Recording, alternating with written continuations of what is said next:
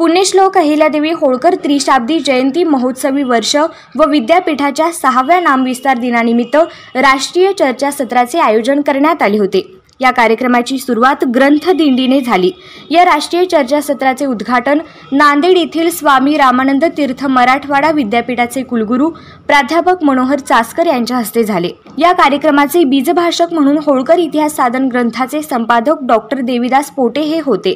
या प्रसंगी प्राध्यापक मनोहर चास्कर म्हणाले की जन्म झालेला आहे, 10-15 वर्ष तेही आपल्या पुढे आहेत की दोन्ही विद्यापीठ नावारूपाला चांगल्या रीतीने येतील आणि ती केवळ विद्यार्थ्यांमुळे येतील, विद्यार्थ्यांच्या श्रमामुळे येतील।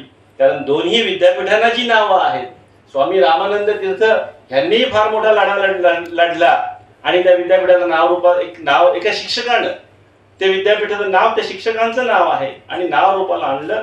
तसं पुण्यश्लोक अहिल्या देवींचं नाव घेतलं जातं।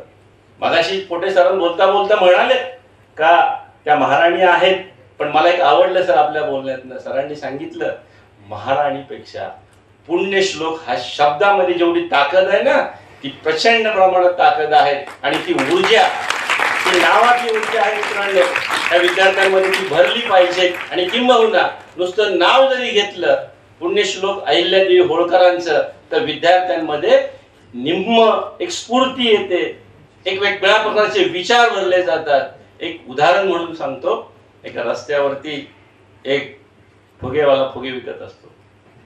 छोटा विद्यार्थी त्याला विचारतो। या प्रसंगी डॉक्टर देविदास पोटे म्हणाले की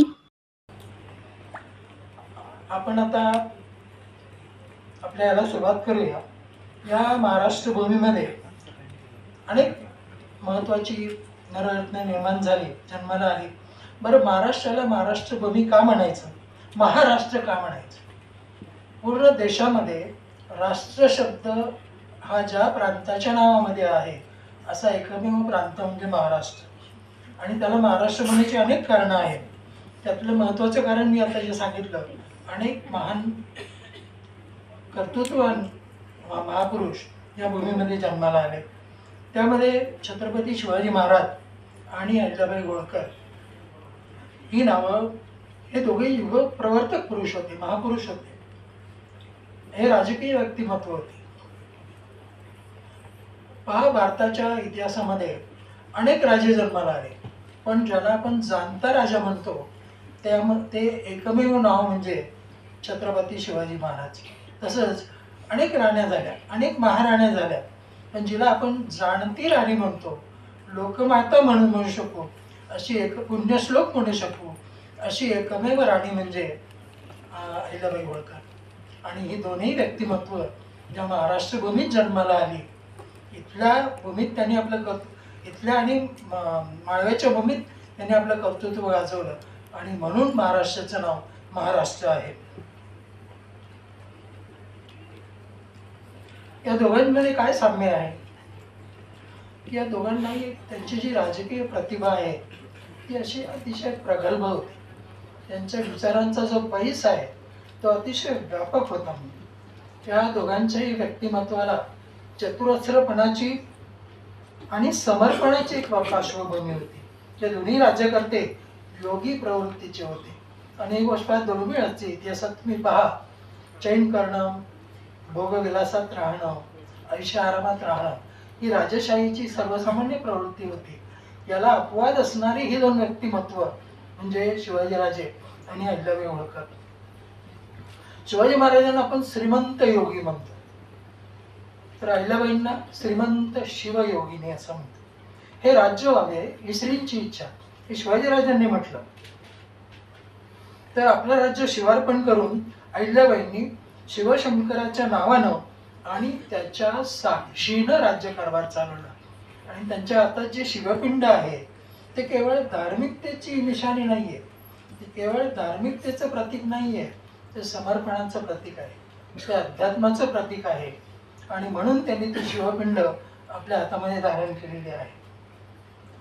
आता शिवाजीराजांनी जे आपल्या घटनेमध्ये वेलफेअर स्टेट किंवा लोककल्याणकारी राज्यकारभार ही संकल्पना 1950 साली आली, जेव्हा राज्यघटना अस्तित्वात आली त्यावेळेला। पण या दोघांनीही राज्यकर्त्यांनी रयतेचं राज्य किंवा लोककल्याणकारी राज्य ही संकल्पना शिवाजी महाराजांनी 400 वर्षापूर्वी आणि अहिल्याबाईंनी 250 वर्षापूर्वी अंमलात आणलेली होती. कालपट्टाप्रमाणे जर विचार केला तर बघा, शिवाजी महाराजांचं निधन 1680 आणि अहिल्याबाईंचा जन्म 1725, म्हणजे शिवाजी राजांच्या निधनानंतर बरोबर 45 वर्षांनी अहिल्याबाईंचा जन्म झालेला आहे. आणि हा जो वारसा आहे, काळाच्या ओघामध्ये 45 वर्ष फार मोठा कालखंड नव्हे, तर 1680 नंतर 1725 मध्ये हा जो मधला गॅप आहे तो अहिल्याबाईंनी आपल्या कर्तृत्वाने पुरेपूर भरून काढलेला आहे. आणि म्हणून त्यांना शिवाजी राजांच्या एकमेव राजकीय वारसदार असं आपल्याला म्हणता येईल. तर त्यांनी